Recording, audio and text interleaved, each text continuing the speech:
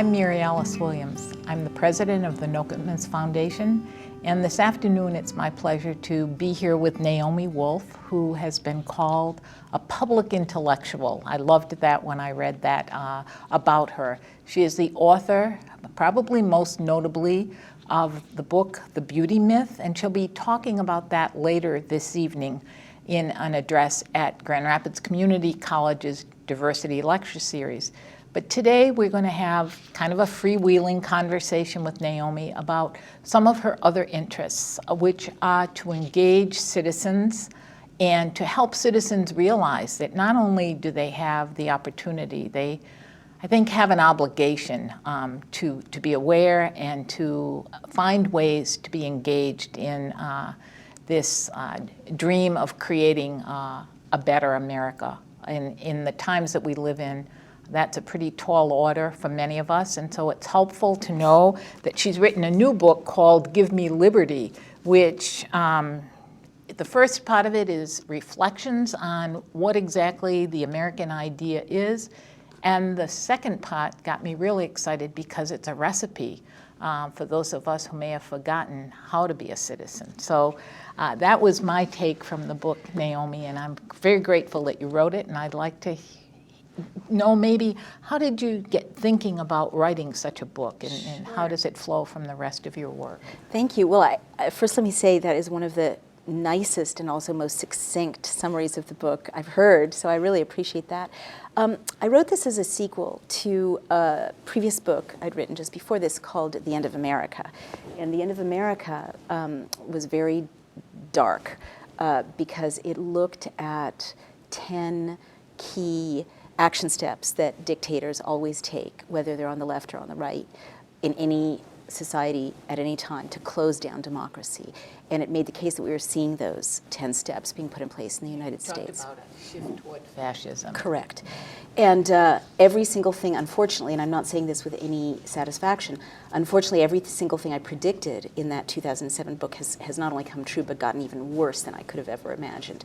So it doesn't matter if it's the Bush administration, the Obama administration, there are very powerful global forces at work there that profit from, and because we're seeing the same pattern all over the world now in advanced democracies, that profit from suppressing democracy, suppressing citizens' rights, suppressing citizens' access to freedom of expression, making incarceration more and more difficult and dangerous, making protest more and more difficult and dangerous, stripping citizens of rights to privacy. You know, our beautiful Bill of Rights is going, one right at a time. So understandably, so that book was a big bestseller just through word of mouth because, it's not about me, it's just people realized this is really happening. Naturally, they asked me, what do we do? And this is the sequel. It's, as you said, it's a series, it's 55 action steps to give citizens the tools. And I think citizens are deliberately misinformed about this. They're sort of given the message that, oh, you should vote, or maybe read the paper, and that's the extent of your task as a citizen. But in fact, the founders expected us to be in charge. They didn't expect us to just have such a limited role. And I think the powers that profit from our passivity want us to forget that. So these are action steps to empower you to take back the leadership of your community and your nation. Everything from how to create your own media, how to document government abuses, how to file a Freedom of Information Act request, how to protest safely, how to run a meeting, how to fundraise, how to start an organization. We really need to, especially events recently, the crackdown on Occupy, the dictatorships in Michigan, we really need to take back democracy now in America. And I was struck by one part in the book when you were talking about the role that the founders had played, that you said that we forget or are not taught in our civics and in our American history, that it wasn't just these founders whom we can name, but all of the people behind them, the washerwomen and the candle maker and the cobbler, whoever was part of that citizenry that made these noble ideas of the Enlightenment able to be actualized because there was enough groundswell of real people behind them. And I think that's the part we do forget. You're absolutely right, and thank you again. You're like the ideal reader. Thank you for noticing that part of it. It's really precious to me. Yeah, the way we get taught, if we get taught anymore, and fewer than half of high schools, college freshmen still teach civics. So many young people can't name our system of government. But even when we're taught civics, we're taught, or the founding of the country, we're taught about like this handful of educated white men as if they came up with the idea. And again, that reinforces that kind of top-down idea of what America is. You're supposed to just vote for the president and follow orders. Well, that's not how our country was founded. Our country was founded by, these ideas of liberty were broad-based grassroots ideas, and they weren't just Jefferson and Franklin and Madison. They were, as you said, working people, farmers, unemployed people, homemakers, slaves, escaped slaves and freedmen, and the initial founding of the country wasn't, this sort of, again, not this top-down effort. It was a lot like Occupy. I mean, it was like mass movements of citizens erupting in protest, and they were noisy and messy and demanding and irreverent. I mean, when Washington was in charge, we revere Washington, and people were annoyed at his foreign policy. They were protesting against Washington in the streets, quite radically protesting. The Tea Party was a subversive, radical protest. I mean, Occupy protesters are now being put in jail in terrible conditions. I was arrested for standing on a sidewalk, obeying the law in Manhattan, near a protest event, informing protesters what their legal rights were, based on this book, actually. And, that's so alien to our American tradition and our American values. And we forget, the founders were the original occupiers. The people who brought this country into being were not saying, please run this country for us. They were saying, everyone. Obviously, the initial franchise didn't extend to women and people of color and so on, but the seed of that idea that everyone has equal rights and everyone has inalienable rights that descend from, that can't be taken away. That's just grown and grown. And, the seed was always there. It was always perfect. And I just wrote an essay that's coming out this week for The Guardian saying that, we don't even own that idea. We don't even own the Bill of Rights or the Enlightenment. They originated in Europe and in North America, but all over the world, Tahrir Square now in Bahrain and Greece, people are claiming those ideas. They belong to everyone.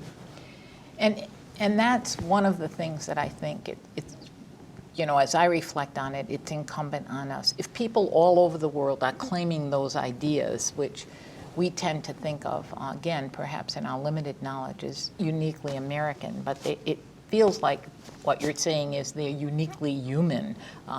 You quoted Sharansky, I think, who said that we can either live in a free society or a fierce society. Mm-hmm. And I'm wondering, are you seeing us moving more toward a fierce society, and through concrete examples of that? There certainly is a suppression of ideas, and in the name of safety, having us do everything from absurd things like taking off our shoes at airports to, really squashing people's right to assemble, or right. As you witnessed yourself right. In your kind of chance encounter with the Occupy protests right. that night. Right. Although not such a chance encounter with Precinct 7 in the New York City Police Department yes. when I was behind bars without a lawyer.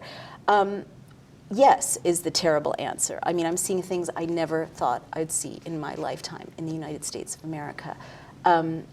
People who are exercising their First Amendment assembly rights, and remember the First Amendment guarantees the right of freedom of assembly and to petition government for redress of grievances. You're supposed to, it's not like, oh, these occupiers are so weird, or the Tea Parties, any of them. I'm not partisan. It's not just an American right, it's an American obligation to assemble, to petition government for redress of grievances.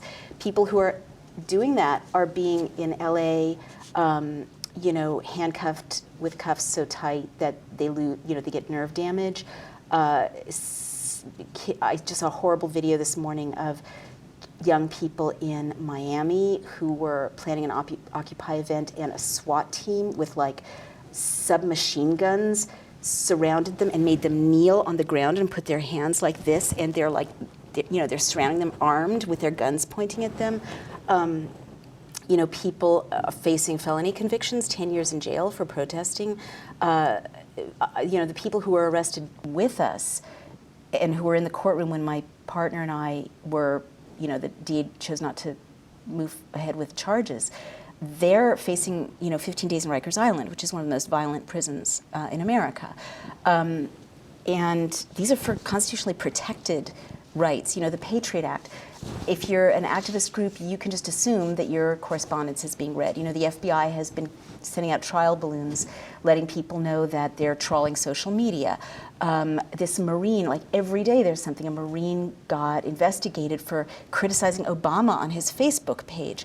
Bradley Manning is being singled out by the UN because the US is treating him too harshly for international norms. Things that only happened in banana republics overseas are now happening in our backyards. And don't even you're asking me a question. I realize I'm so traumatized by recent news events. I can't even summarize the hugeness of it.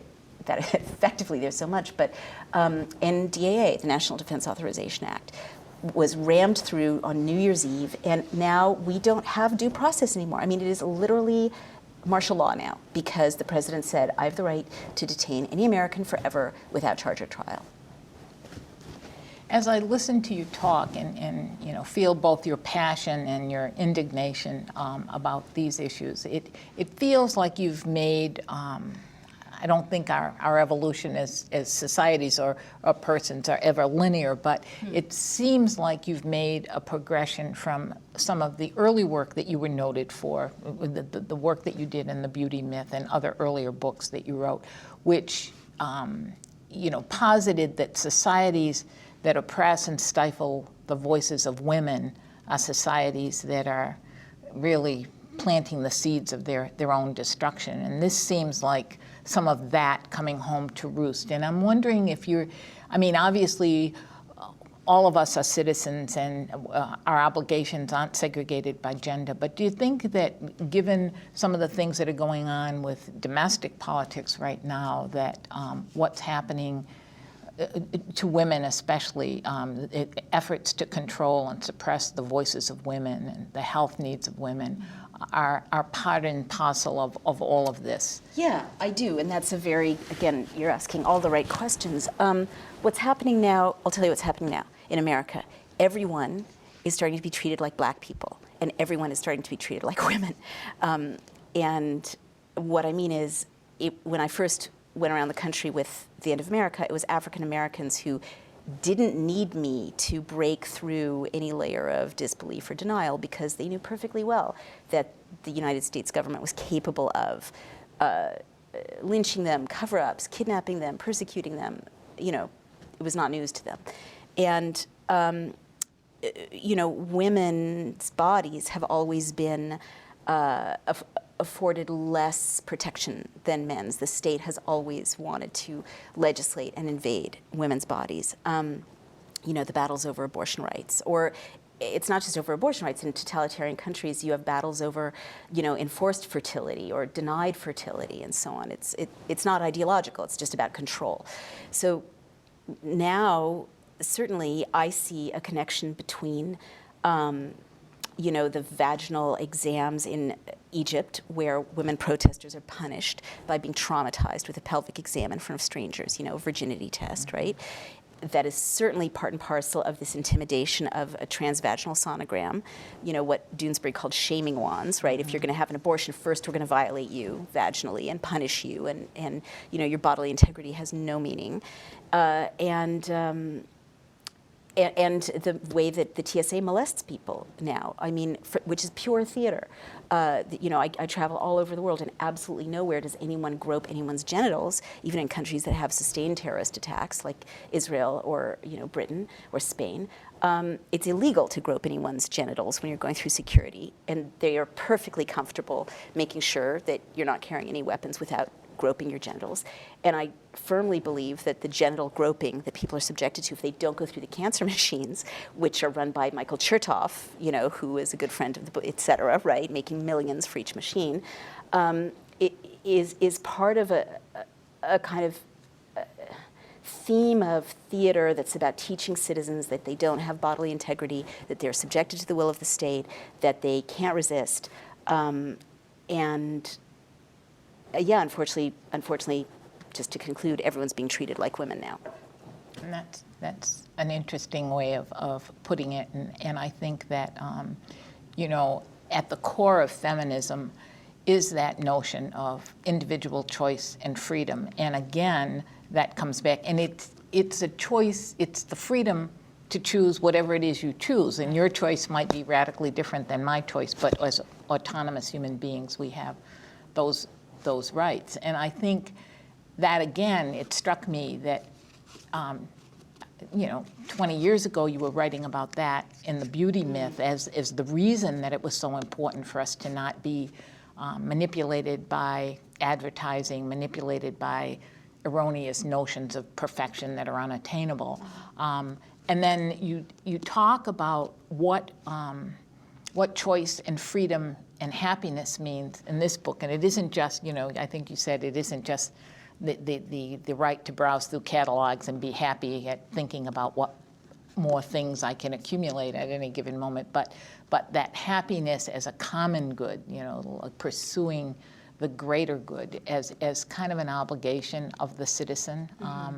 And I think that's, in my mind, that's how it looped back to what some of your earlier ideas were about why it was so important for, in that third wave of feminism, which you have been identified with, to have women assert politically their voices and their freedoms. And then it seems you're bringing that back to, it isn't just doing it for my own personal well-being, the way we tend, I think, in our culture to define it, but rather to look at the larger picture and to recognize that unless perhaps we all have those freedoms, no one has them, right? You know, and I think so. That's the dismal side. That's the downside. What are you seeing as maybe seeds of hope or seeds in what I, like you, see as a fairly dark time for women, for people of color, for people who are poor and disenfranchised? And yet you've kind of created a cookbook here that says it needn't be like this. And I guess, are you optimistic that using new tools like social media, using education and advocacy, that we can move past this, or do you think it's too late? Has the shift been completed? You know, it's I know on a bad day what the answer is. You know, we're in really a world historical conflict right now. I mean, I would say this is the biggest conflict since World War II, because what's happening is all over the world, people are kind of waking up to this awareness that it really isn't ethnic or racial or national identity that divides them in any significant way, that most people just want to live in peace, have democracy, and raise their families. And it doesn't, you know, Palestinian, Israeli, you know, Muslim, Christian, doesn't matter to most people. And social media is definitely a huge part of that. But so all over the world, there's this awakening and this desire for freedom and autonomy. And you're seeing, you know, women's rights being pushed for, you know, all over the Muslim world, all over Asia, all over Africa. And you're seeing this at the same time, this, again, transnational concentration and collaboration of corporate interests that are now more influential than national governments and are sort of directing national governments. This is not a conspiracy theory, it's just the way business is being done. You know, many commentators from me to Naomi Klein to Noam Chomsky sort of agree on this. And there is an increasing, I'm seeing this in country after country, systematization, I mentioned this earlier, of ways of cracking down on democratic civil society to make things less competitive and less contentious for corporate interests. Is there a problem? Should I keep going? Okay, less competitive and less contentious for corporate interests. And so we're going to be seeing this fight, but it's not an East versus West fight or Muslim-Christian fight. It's the people globally versus these increasingly really vicious sort of corporate slash governmental interests who have a vested interest in suppressing people's rights at home in endless war overseas. And it could go either way. I mean, some of the things I said people should do are now illegal. The Give section, us an example. sure, the section on protest. I wrote it before people were being violently abused, and before the NDAA. So, with 2 children, am I going to protest the way I would have protested before the president had the right to ship me to Guantanamo because he wanted to? I think people are going to think long and hard about it until we, repeal the NDAA. But I do still believe, so Seeds of Hope. People are much more aware of this being the struggle before them now than they were 6 months ago or a year ago, including in the United States. So if enough people, like history does show that if enough people wake up at once and enough people stand up, even in millions of little ways, to these repressive forces, it is almost impossible for these repressive forces to win over the long term. But we really need to move quickly because, I think honestly, I think there's a war on, and it's not the citizens waging it. There's a war against the American people. I would not have said that in those terms a year ago, but now I don't think we can hide our heads in the sand. And it's going to keep getting worse until Americans stand up and start to organize in this way, in a transpartisan way, and say enough. So, Seeds of Hope. Well, I was on a conference call with the 10th Amendment Center, which is conservative, and the Bill of Rights Defense Committee, which is sort of centrist, and me, and I guess I'm left of center. And so it was quite beautiful because we were citizens across the political spectrum, all just loving the Constitution and trying to join forces against the National Defense Authorization Act. And it was legislators, state legislators, city council members, again, across the political spectrum on the call with us. If we keep doing things like that, if we create a movement that is transpartisan of just ordinary people loving the Constitution and saying no, we still have a window because we still vote and they still need our votes to be in power. That window is closing. But if that really ramps up, and this is why I'm so passionate about the website that teaches people how to be leaders in this way and getting the word out like this, then yeah, I do see a better day coming, and I think it'll be even better than before because people in America and around the world will have really realized what freedom means and how beautiful those things are, the Declaration of Independence and the Bill of Rights and our Constitution, how precious they are, how they keep us safe. Do you want to talk a little bit about that website? Is it up and running, or is it in the It's idea in beta. stage? It's in beta. I've learned how to use all these mogul terms. But it's very exciting. It's going to be called dailyclout.com and CLOUDT. And it will be a one-stop site for finding out what's going on in legislative terms and being able to organize around it, including raise money for your own political campaign, become a lobbyist for your own issue, crowdsource fundraising, Democracy U, where you can learn, everything from how to start your own political movement, how to talk to the media, how to, raise money, how to do everything a citizen needs to do, and also a Citizens' Voice newspaper where citizens can cover the issues, because we need citizens to be reporters now because mainstream media is not doing the job. So we're training reporters on the site, ordinary people, to keep an eye on legislation, on current issues, write op-eds and back them up so that citizens can take on the job of informing each other. I've been doing it floating the ideas in my Facebook community, which has 3.2 million monthly post views in 23 countries around the world.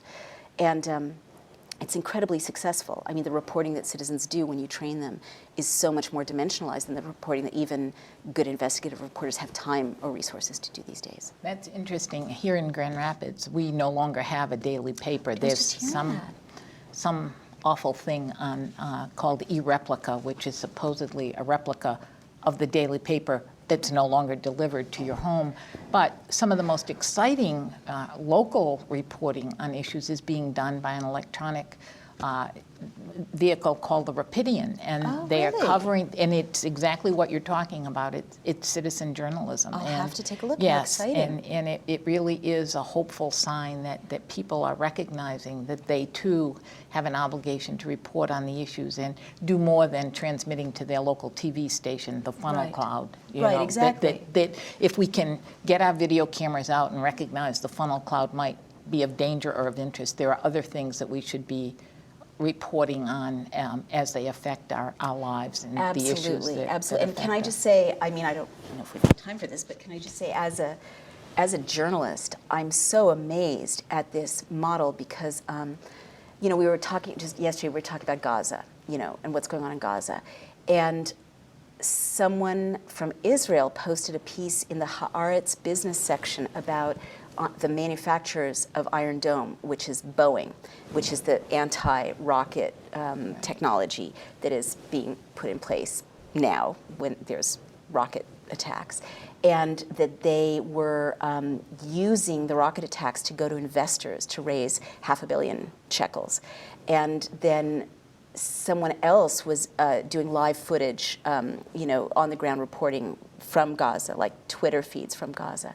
And then we sort of put the pieces together and realized that in addition to whatever was going on geopolitically on the ground, there was also this kind of meta-narrative of a lot of money at stake in the military-industrial complex that kind of you know, was maximizing the profit in the situation. So you know, and again, there are these news stories, and Muslims and Jews together were putting these pieces together.